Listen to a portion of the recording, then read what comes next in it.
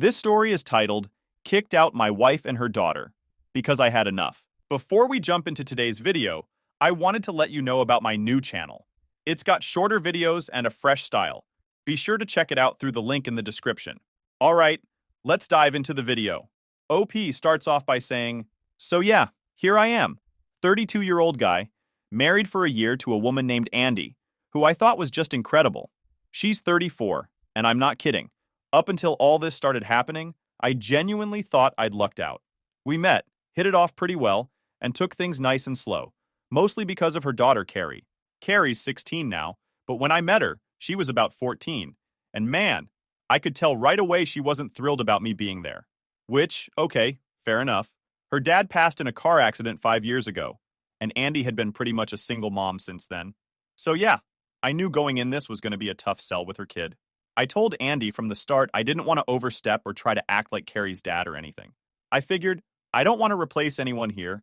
I just wanted things to go as smoothly as possible. Andy and I decided not to even mention me to Carrie until we knew this relationship was solid. No point in stressing her out unless there was something serious going on between us. It took a while, but eventually, we hit that point. And then came the big day I met Carrie. I'd be lying if I said I wasn't nervous, but I was going in with an open mind, hoping she'd at least be okay with me just hanging around, you know? Well, that meeting was awkward as hell. Like, Carrie just stared at me like I'd shown up to steal the TV or something. Barely said a word to me, avoided eye contact, the whole 9 yards. And she wasn't even subtle about it. She'd make these faces every time I spoke, rolling her eyes, acting like she couldn't be bothered. Look, I get it. She probably felt like her mom was moving on too fast, or that I was some guy trying to take over. And I had zero plans to try and replace her dad. The last thing I wanted was to make her feel like I was forcing a relationship on her. I made sure she knew that too. Told her she could just call me by my first name, didn't need to call me stepdad, or anything weird like that. Andy told me to give it some time, and I figured, yeah, okay, maybe she'd come around if I didn't push it. So I tried. I'd do little things, like invite her to come out with us, or ask her if she wanted to go grab some food or something casual. Never forced anything. If she wasn't feeling it, I'd just back off. But man, every time I tried to engage, it felt like she'd throw a little dig my way, say something under her breath, or just flat out ignore me. I'd say something like, Hey Carrie, you want to go to this new burger place with us? And she'd just look right through me and say, No thanks, in that tone. You know? Like I was wasting her time even asking. One time I suggested that maybe we could go see a movie she wanted, and she actually laughed. She was like, Oh, I don't think you'd get it, with this sneer. I mean, all right, it's a teenage thing maybe, but it felt like she wasn't even trying. Andy would always tell me, She'll warm up. Just give her time. But sometimes I'd think, how much time do I have to give? Things stayed awkward. I'd see glimpses where I thought maybe Carrie was thawing a bit. Like she'd actually answer a question now and then, without the usual eye roll or sigh. But every time I thought we were getting somewhere, it was back to square one. Like this one weekend, when we all went to Andy's parents' place for a family thing. I thought, okay, neutral territory, maybe things will go smoother. Nope. Carrie avoided me the entire time and made this huge deal about sitting as far from me as possible at every meal. At one point, she actually got up and switched chairs because she thought I was sitting too close. I'd bring it up with Andy, try to talk about it, just to see if maybe there was something I was missing or something I could do differently. And Andy was always like, just let her be. She's been through a lot, losing her dad and all. She'll come around. I understood where she was coming from, but it felt like I was supposed to just stand there and take it without saying anything. And maybe I should have, I don't know. I kept telling myself it would get better, but it didn't. After a while, I was starting to feel like a guest in my own relationship. Like if Carrie didn't want me there, I didn't belong. I kept wondering if I'd ever even have a decent conversation with her without her snapping back or blowing me off. Andy would always try to play peacemaker, but honestly, I felt like she was stuck in the middle, and I didn't want her feeling like she had to choose between us. Now, I know how this sounds. Some might say, hey, it's just teenage stuff, but this wasn't normal. It felt personal. I'd come home, try to have a normal day, and bam, Carrie's doing something passive-aggressive or throwing shade at me. The tension was thick, like I was walking on eggshells in my own house. And every little attempt to make things better felt like it was backfiring. I mean, how do you even deal with that? I didn't want to fight with a 16-year-old. I just wanted things to be okay. Looking back, maybe I could have tried something different. But what? I wasn't going to kiss her. or beg her to like me. I wasn't the enemy here, just a guy trying to be a good partner to her mom. And even though I knew her dad's death was a huge loss, it wasn't an excuse for her to keep treating me like dirt. I tried to be the bigger person, to just let her comments and attitude slide, thinking maybe she'd grow out of it. But honestly, I was starting to get fed up. How much was I supposed to take? Andy kept saying she'd get better, but I was stuck waiting, hoping this invisible, better time would come. And every time Carrie ignored me, every time she threw one of her attitude bombs, it felt like another slap in the face, like I wasn't good enough to be part of their lives. Anyway, I'd convinced myself that once we all moved in together, things would change. That maybe she'd feel more at home and maybe start seeing me as more than just mom's annoying new husband. I'd never lived with a teenager before, so I thought it was just going to be an adjustment period. Thought I'd get to know her better. Maybe even grow close, as wild as that seems now. But if I'd known what was coming, maybe I would have thought twice about getting that serious with Andy at all. Moving in was just the beginning of a whole new level of chaos. And as much as I wanted to believe Carrie would come around, the truth was, I was diving headfirst into something I had no control over. And man, was I in for a rude awakening. So, we finally decided to take the plunge and all move in together. I was honestly hopeful that maybe Carrie just needed more time around me. Like maybe she'd just been feeling like a stranger in her mom's relationship this whole time, and that living together would help break down those walls. I was hoping for one of those moments where we'd all have some big family bonding experience, and Carrie would finally see I wasn't the enemy. But man, was I wrong. The second they moved into my place, it was like Carrie flipped a switch and took her attitude from distant and cold to full-blown hostility. I'm talking about trashing my stuff, giving me the silent treatment, and straight up treating me like I was some invader in my own damn house. She'd ignore me so hard that I'd actually have to double-check if I was even in the same room. It was like she saw me as some kind of threat that needed to be fought off at every turn. At first, it was small stuff, like leaving her dishes piled up in the sink, which I thought was a normal teenager thing. I'd just clean them up and move on because, picking battles and all that. But things escalated fast. I started noticing little acts of rebellion, tiny messes left around just to piss me off, towels thrown on the bathroom floor, garbage not taken out, random stuff like that. I'd mention it to Andy, hoping she'd see what was going on, but she'd just brush it off with, "Oh, it's just a phase, she'll grow out of it." Then one day, I come home from work and head into the kitchen, and there's glass all over the damn floor. I mean, shards of glass everywhere, like a whole set of plates and cups had been smashed. I thought maybe she had dropped something by accident, so I started cleaning it up, but then I noticed some of the pieces looked, like, intentionally broken. I'm talking about clean breaks, the kind you get from someone chucking stuff as hard as they can. I asked Andy about it, and she looked stressed but tried to play it off, saying, "Oh, she's just frustrated. I'll talk to her." And I'm like, frustrated? So what, she just goes full destruction mode now? But I bit my tongue and just let her deal with it, hoping maybe a talk from her mom would actually help. Well, it didn't. If anything, Carrie just doubled down. She started going for the petty stuff, and it was like she was finding creative ways to make my life hell. She'd leave half-empty cans of soda tipped over on the coffee table, so the drink would spill all over, and then she'd leave it like that for me to find. Or she'd dump a whole bag of chips on the couch and just leave the crumbs smashed into the fabric staring right at me like, "What are you going to do about it?" I tried to tell Andy, "Look, this isn't normal. She's going out of her way to be disrespectful." But Andy would always just sigh and tell me, "She's going through a tough time. Just be patient." Being patient was getting harder by the day. And yeah, I'll admit it, I have a bit of a temper, but I was really holding back for Andy's sake. I didn't want to be the angry stepdad or whatever, so I'd take deep breaths and try to ignore it, even though every time I came home, I had no idea what new mess Carrie had cooked up. And then came the big one. I'll never forget this because it's the day I finally lost it. I'd just come home from a long day, and as soon as I stepped inside, there was this god-awful smell, like something had died in there. I'm sniffing around, trying to find the source, and I finally realize it's coming from the fridge. I open it up, and there's raw chicken sitting out on the top shelf, just out in the open, not even wrapped. It had been left there for who knows how long because the stench was overwhelming. Turns out Carrie had taken the chicken out for meal prep, her words not mine, and just left it there, like she couldn't be bothered to clean up. I called her down, trying to keep my voice steady, and asked her what the hell was going on. She just shrugged and said, "I forgot." That's all she had to say. No apology, nothing. I ended up cleaning it myself, grumbling to myself the whole time, trying not to explode. But then, just a few days later, she topped even that. I walk into the garage to get something, and I find a bunch of my tools just lying around, covered in mud. Carrie had been messing around in there and decided to treat my stuff like it was some kind of playground. I asked her, "Why are my tools covered in mud?" And she just looked at me, deadpan, and said, "I needed them." So what? I finally snapped. I yelled, probably louder than I should have, telling her this was my house, and she needed to respect my things. Andy heard the whole thing and came rushing in, trying to mediate, telling me, "Please, don't make it worse." But at that point, I was done. I told Andy straight up, "This can't keep going. I'm sick of Carrie's crap." Andy looked hurt, but I didn't care at that moment. I'd been trying to be the nice guy, trying to be patient, but Carrie was treating me like I was trash, and I wasn't about to keep dealing with it.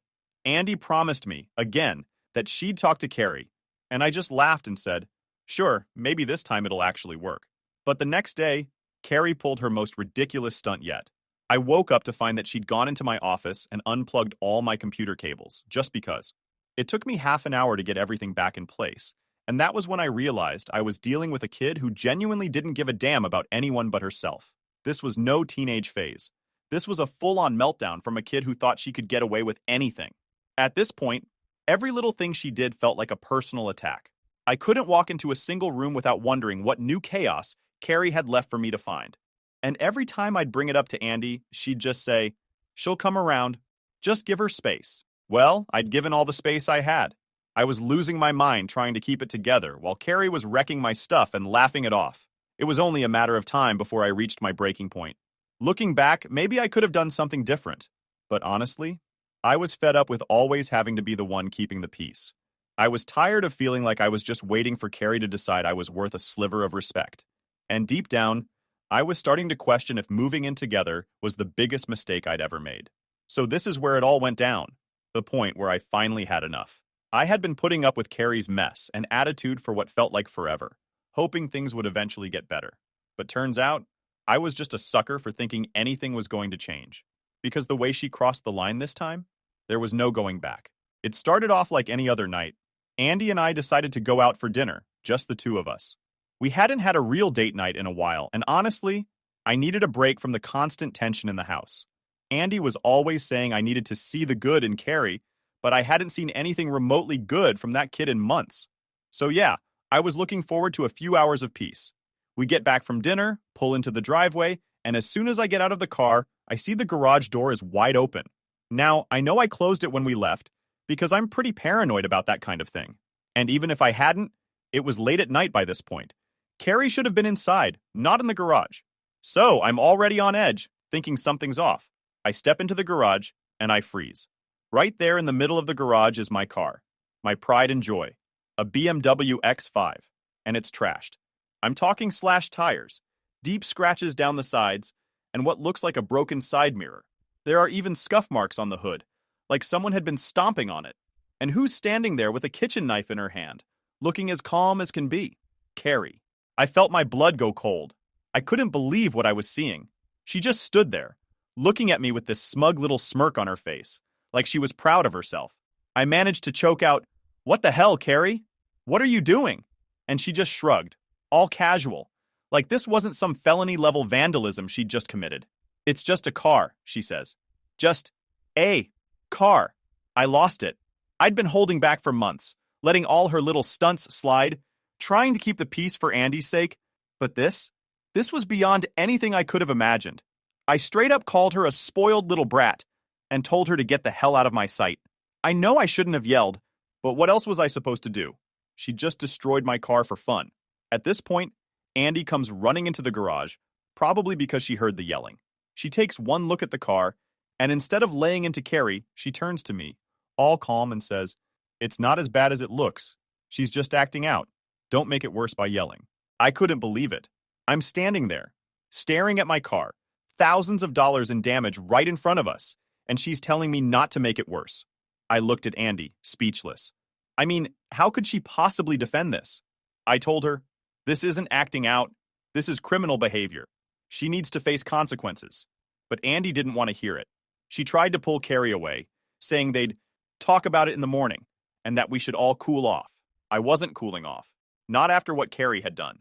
So I told Andy right then and there, "If you think this is okay, If you're fine with Carrie destroying my property and treating me like crap, then both of you can leave. Andy's jaw dropped. She wasn't expecting me to say that. She kept saying, "You don't mean that. You're just angry." But I wasn't just angry. I was done. Done with being disrespected in my own home, done with the constant messes, and done with Carrie's attitude. I was tired of playing the bad guy, while Carrie got a free pass on everything. I told Andy, if she doesn't pay for the damage, I'll sue her. Yeah, it sounds extreme, but I'd hit my breaking point. I've got cameras in the garage. Everything was on tape. There was no way she was getting away with this. Andy's face went pale, and she started tearing up, saying I was being heartless and taking things too far. She tried to guilt trip me, saying that Carrie was going through a lot and that she'd been struggling since her dad died. I get it. Losing a parent is brutal, but it doesn't give you a free pass to wreck someone's property and show zero remorse about it. I told her, I'm sorry for what Carrie's going through, but this is too much. This kind of behavior isn't normal, and I'm not going to pretend it is just to keep the peace. We went back and forth for about 15 minutes, me telling Andy that if Carrie didn't pay for the damage, I'd take her to court, and Andy saying I was cruel for even suggesting it. It was like she was so blinded by her loyalty to Carrie that she couldn't see the damage Carrie was causing. Not just to my car, but to our entire relationship. And honestly, at that moment, I realized Andy was never going to see it. I had been fooling myself this whole time, thinking she'd come around and actually stand up for me. But here she was, defending Carrie even when the kid had slashed my tires and trashed my car. I looked at Carrie one last time, and she was just standing there, not a single ounce of guilt on her face. That smug little smirk was still there, like she'd won some game I didn't even know we were playing. That's when I told them both, "Get out! Pack your bags and go." They looked shocked, like they couldn't believe I'd actually followed through. Andy started begging me to calm down, saying we could work it out, that Carrie didn't mean it.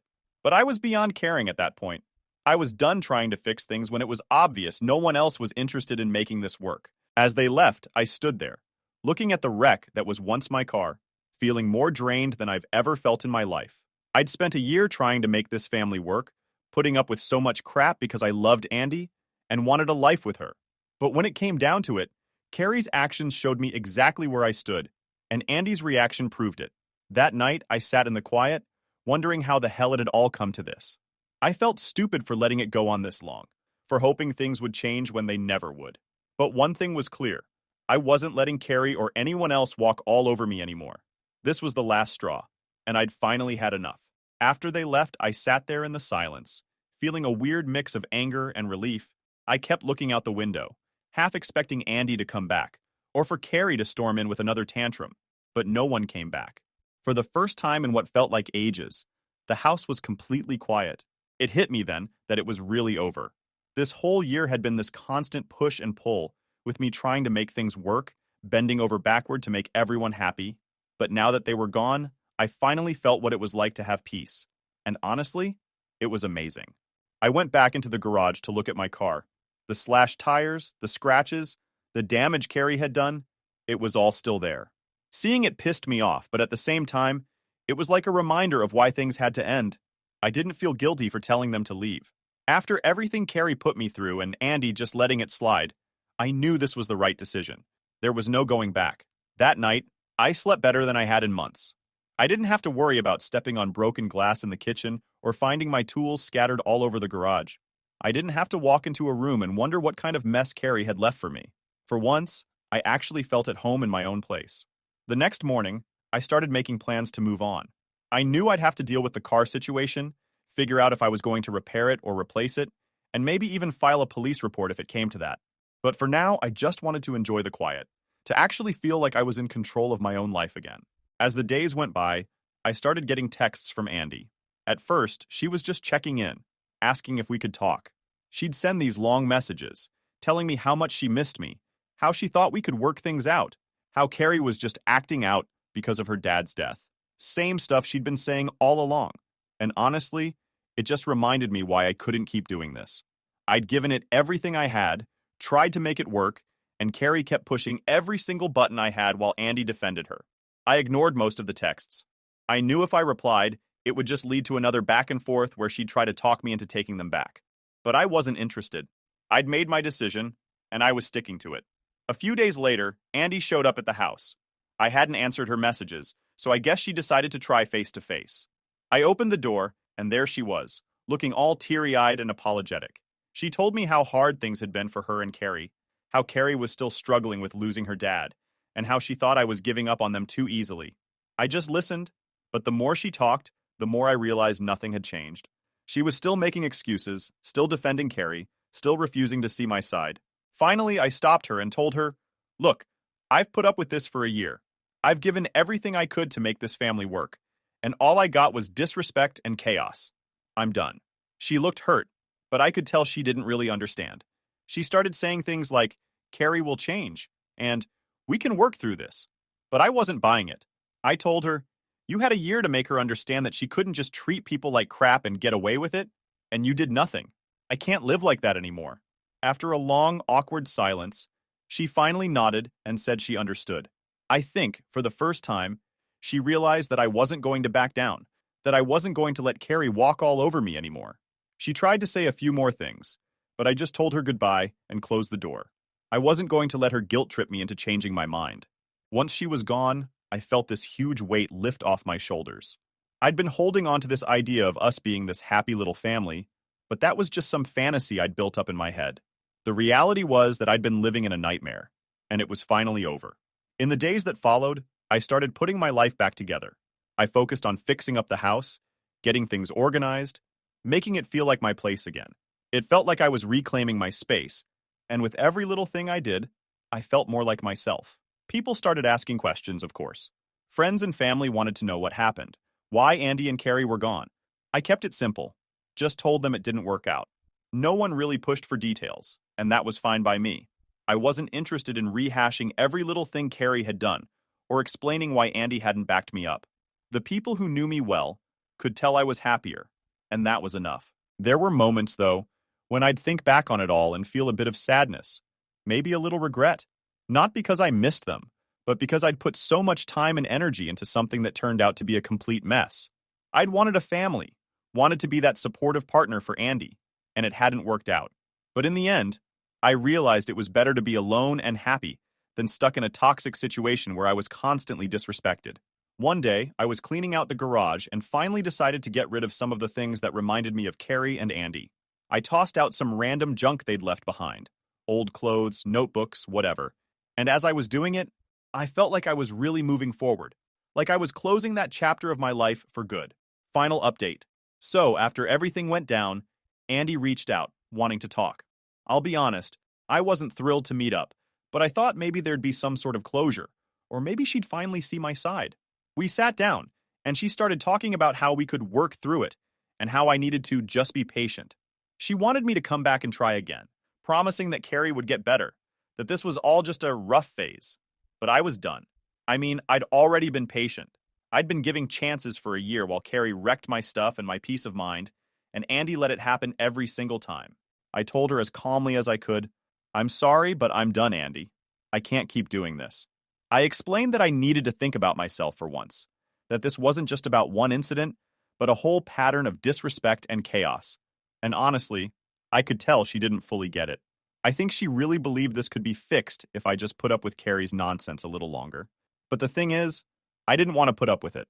I was tired of waiting for a kid who had zero respect for me, tired of Andy constantly defending her, and tired of feeling like an outsider in my own home. So we ended up signing the divorce papers pretty quickly. Thanks to our prenup and the fact that we didn't share finances, it wasn't a messy process. It was actually pretty simple. We just sat down with the papers, signed them, and that was that. No need to drag it out any more than we already had. In some ways, it felt surreal. Like, is this really it? But I knew deep down that this was the right thing to do. The relief I felt was all the proof I needed. Of course, there was still the matter of the car damage. That was where things got tricky. My insurance company wouldn't cover it because apparently vandalism wasn't included in my policy. So all €6,000 worth of damage was on me. Seeing that estimate was like a punch to the gut, especially after everything else that had happened. I told Andy straight up that Carrie needed to take responsibility for what she'd done and cover the costs. But surprise, surprise, Andy didn't have the money, and she wasn't exactly in a position to help. She'd moved back in with her parents and was struggling to find her own place, so her hands were tied. I debated for a while whether I should just let it go, but honestly, why should I? Carrie had to learn that actions have consequences, and I was tired of being the one constantly left to pick up the pieces. So, I made a deal with Andy. I'd cover the cost of the repairs up front, and she'd pay me back monthly until it was all settled. We even got it written up officially, just so there'd be no forgetting or backing out. I wasn't going to leave it to chance. And because I'd filed a police report, Carrie now has a criminal record. I know some people might think that's extreme, but if you'd been in my shoes, you'd understand. She brought this on herself. Maybe now she'd realize she couldn't just go around trashing people's property and expecting no consequences. The weeks that followed were interesting. I'll admit, it was strange at first, coming home to an empty house, without all the messes and attitude waiting for me. I'd grown so used to the tension that it took a little while to get used to the quiet. But the weird thing? After the first few days, I started to feel a lot lighter. It was like this massive weight had been lifted off my shoulders. I didn't have to worry about stepping on broken glass in the kitchen or finding my tools scattered all over the garage. For the first time in months, I actually felt at peace. Friends have been great through all of this. I told a few of them what happened, and they were all on my side. They kept telling me I'd done the right thing, that I needed to stand up for myself. It felt good to hear that because, honestly, there were moments where I wondered if I'd made the right call. I mean, it's not every day you kick your wife and stepdaughter out, but then I'd remind myself of everything I'd put up with, and any doubts I had would disappear. I'd spent a year being patient, being understanding, bending over backward to keep the peace, and where did it get me? A slashed-up car and a stepdaughter who treated me like dirt. No! I didn't regret my decision one bit. And thanks to all of you here who told me I wasn't the a-hole. I know this might sound cheesy, but your comments actually helped a lot. It's weird to think about, but sometimes it's easier to get perspective from people who don't even know you than from those who do. Reading your comments, seeing the support, the "you're not the bad guy here" messages, it was exactly what I needed to keep moving forward. Every now and then, I'd get a text from Andy. Nothing too major, just little messages checking in, seeing how I was doing. I ignored most of them. I wasn't interested in rehashing anything or being guilt-tripped into second-guessing myself. She'd made her choice when she sided with Carrie time after time, and I'd made mine. Besides, the last thing I needed was to get pulled back into that mess. Now, with everything behind me, I'm focusing on getting my life back on track. I started doing little projects around the house, fixing things up, organizing, making it feel like mine again. It's amazing how different everything feels, without all that stress hanging over me. I'm reconnecting with friends I hadn't seen in months, making time for hobbies I'd let go of, just taking care of myself for once. And yeah, it feels pretty damn good. So yeah, it's been a hell of a few weeks, but in the end, I feel lighter. I feel free. I've got my peace, my space, and my sanity back, and that's worth more than anything I could have gained by staying. Here's to moving on. And thanks to all of you who reminded me I wasn't the a-hole in this mess.